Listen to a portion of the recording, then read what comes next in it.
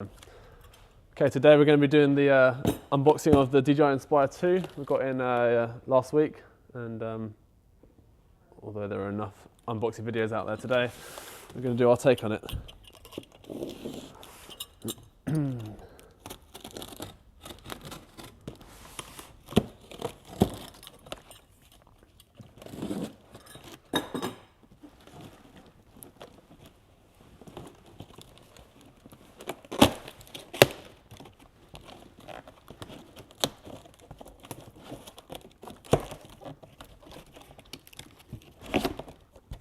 Ooh.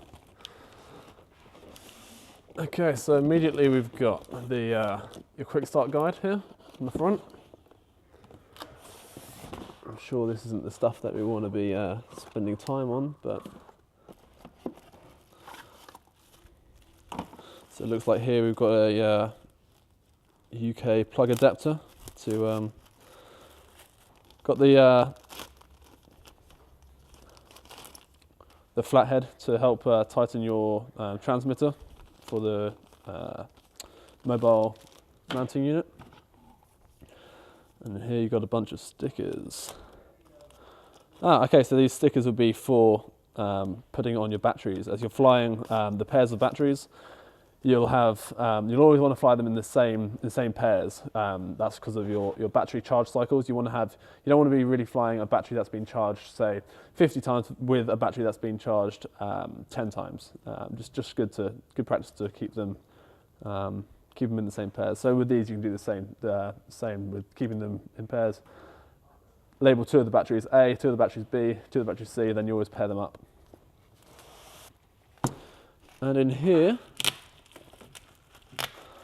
So this is the calibration plate, I believe.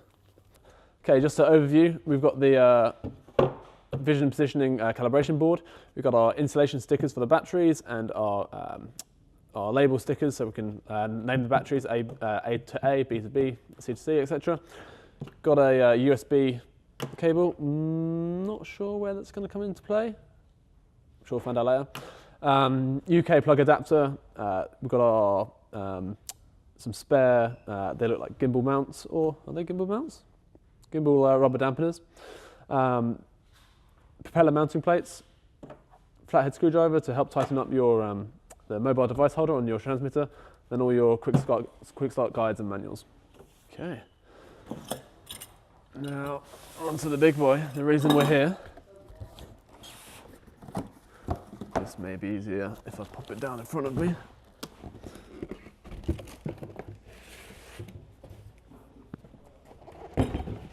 There she is.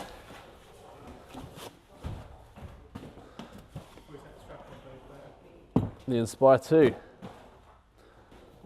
So the Inspire 2, similar to Inspire 1, we've got a sort of like a card belt around it. So unlike with the Inspire 1, where we had the sort of the water-resistant zipper hard case, with this they've gone for the harder polystyrene, which I'll reserve judgment until sort of I've got it out in the field. Yeah, so I guess they got rid of the zipper because people were having issues with those breaking quite easily. And now they've got these fairly nice buckles on the front, sides, and back. Now I guess we just shimmy it open. There we go, there she is. So looking at the lid, what we had with the Inspire 1, there were they had like Velcro tabs which kept the propellers in place. But now it looks like they've gone sort of for more of a physical mechanism which holds them in place. That's pretty neat. So as standard, they're giving us 2 sets. So we've got 8 propellers in total. You can have one which you use regularly, and then you can have a backup pair, because out of anything, if you're going to have an accident, it's going to be the propellers that break. They are slightly different. Let's open that and have a quick look. Okay, so we've got the same. We've got the white and the red arrows to indicate which is clockwise and which is clockwise and which is counterclockwise. The mounting system is slightly different. I'm going to say that they are not compatible with the Inspire 1, as they look like a slightly different, well, they are a different design on the top, and then the hub is a different fittings in there. So now let's get onto the bit why we're all here. Inspire 2. Okay, lifts out nice and easy. There's no shuffling around like we had to do with the old one. And so there's no batteries that are already mounted in it. We've got our 2 batteries which are here. Very nice. We've got our remote control. It looks pretty similar to the Inspire 1. Differences being, well, the controls are seemingly the same. We've got our customized 1 and 2 buttons at the back. Exposure, gimbal tilt, mode, record, pause and shutter release at the back. Standard controls on the front. The only thing that I'm seeing is this mobile device holder unit. That's slightly different to last time. That could be because, like I said earlier, with the where you have to tighten up, the last controllers, sometimes they'd come a bit loose, so every now and again you have to tighten them up. Now here it looks like we've got the charger for the batteries and for the controller. That would also go with the UK adapter that we had earlier, and that came in the top of the box. Is there anything under here? I'm gonna say no. No, okay. I'm gonna guess this is for some, it's there for some special purposes. That's modular. Perhaps to have, so you can have 2 controllers, like one in here, one here, one here, if you go for the dual remote. So now to our batteries. So identical, nothing saying one should go on the left, one should go on the right, which is nice. I'm guessing you put your A and A stickers on the top, like we saw earlier. On the front here, yep, you've got our battery indicator status. So tap once, and it will say if it's charged or not. Out of the box, they come, yeah, pretty much empty. So that you got 1 out of 4 batteries. Sorry, 1 out of 4 lights charged. So, sorry, 1 out of 4 lights showing. So there's no charge in there. So once you've got it out of the case, you're probably going to want to put them on charge so you can get in the air straight away. Lastly, in here we've got this. Now, seeing this around, this looks pretty neat. This is the charging hub, so you can put the batteries in. So you can put up to 4 batteries on there. And I believe you press this button, and there we go. These latches, these doors pop open, and then it's simply a case of sliding the battery in like so. Huh, that was smoother than I thought.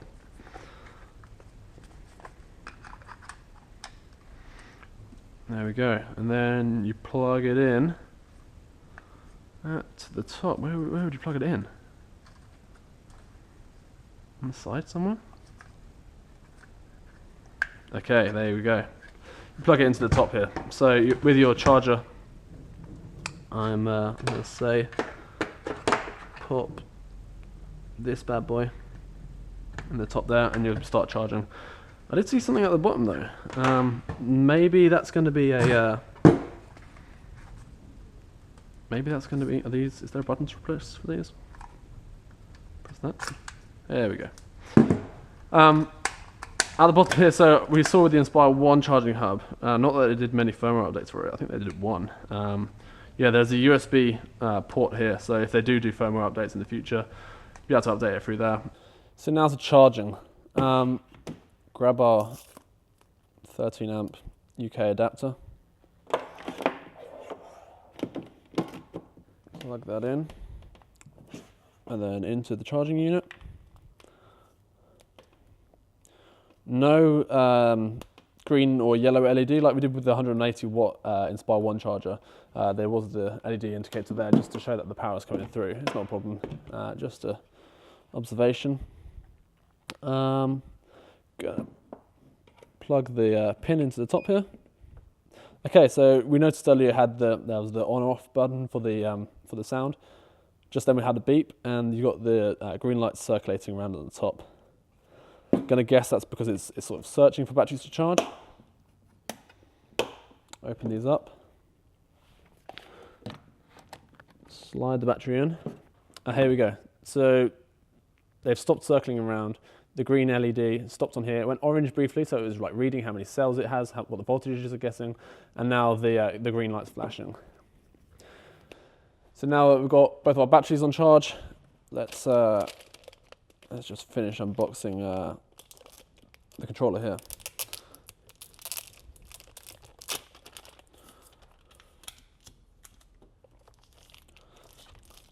It's got 2 antennas at the back, as per. Take the wrapping around the controller off. It's a lot nicer unpackaging that than the Inspire one. Before there was the plastic wrap, which was a real pain to get off at times. Here is our flathead that I said about earlier for tightening. So you can use this to loosen or tighten the mobile mount there. Exactly the same design before with the mobile holder. Got the 2 clips here, so you can have it like this, or have it extended for iPads or tablets.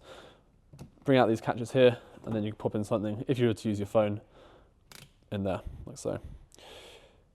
So like with the Phantom series and the Inspire series before, you still need to use the your USB cable to go from the controller itself to your phone. At the back here though, something that I have noticed that they changed is the HDMI cable at the back. Before you had to use the mini HDMI, but now they've gone for the full-size HDMI. I think that's probably a smart idea, because before they had the mini, which sometimes the port would break. It could be a bit flimsy, so bigger the better, I'd say there.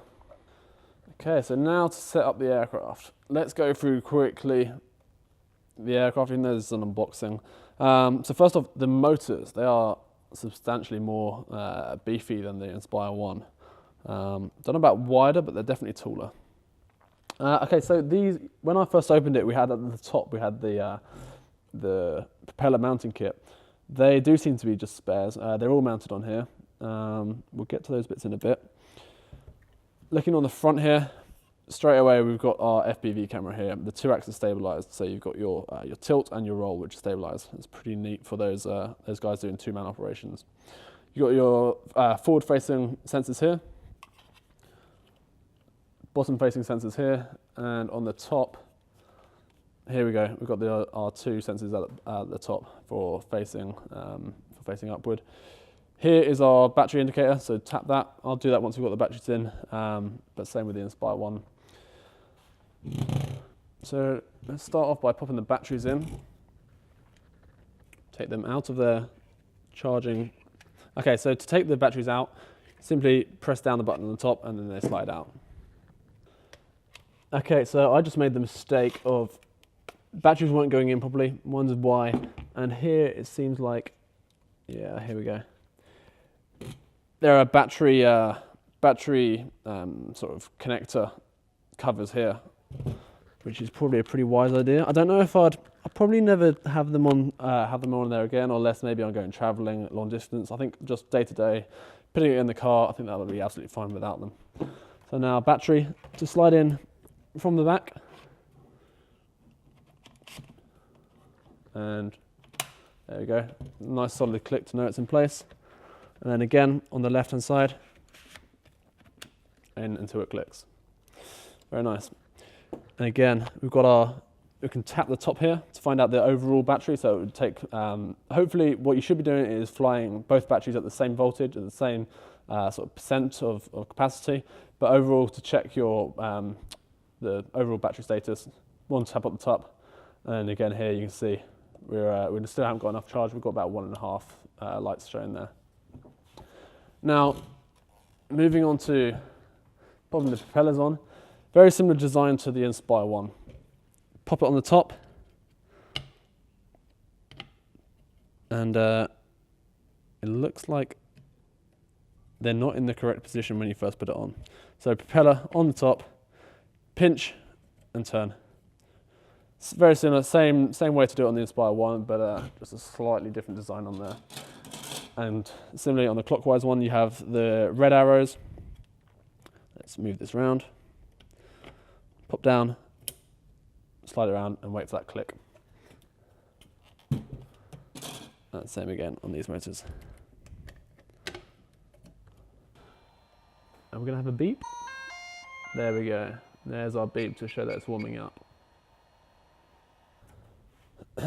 So let's grab our controller. Controller on first.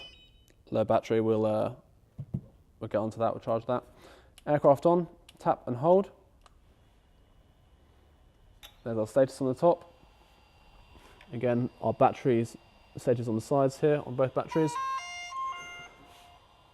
There's our new sound to show that it's warming up. Now, similar with the Inspire 1 aircraft, you've got the blue light on the back here. That's showing that it's in travel mode. And now, unlike with the Inspire 1, before we used to have to, toggle this switch here about 4 to 6 times. But now, with the Inspire 2, you simply press this button on the top 5 times. And there we go, transforming into flight mode. And there we go. There's the Inspire 2 unboxing. Thank you.